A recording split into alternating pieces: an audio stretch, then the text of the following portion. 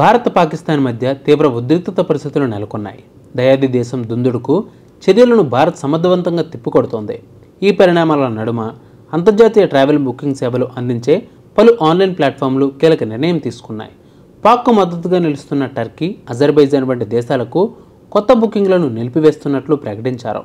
ఆ దేశాలకు అనవసర ప్రయాణాలు మానుకోవాలని, అక్కడి సున్నితమైన ప్రాంతాల పర్యటన ప్రణాళికల విషయంలో అప్రమత్తంగా వ్యవహరించాలని తెలిపారు.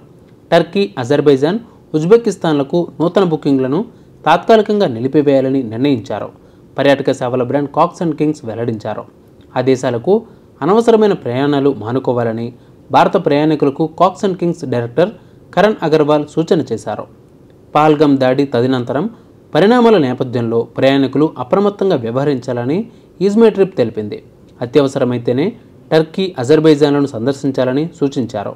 ట్రిప్ ప్లానింగ్కి ముందు ట్రావెల్ ప్లాన్స్ను పరిగణలోకి తీసుకోవాలని ఈజ్మే ట్రిప్ వ్యవస్థాపకుడు నిశాంత్ ట్వీట్ చేశారు. టర్కీ, అజర్బైజాన్లకు అన్ని ప్రయాణ ప్యాకేజీలను నిలిపివేస్తున్నట్లు ట్రావోమింట్ తెలిపింది. ఆ దేశాలకు ఇప్పటికే చేసుకున్న బుకింగ్లపై క్యాన్సిలేషన్ ఫీజు వసూలు చేయబోమని వెల్లడించారు.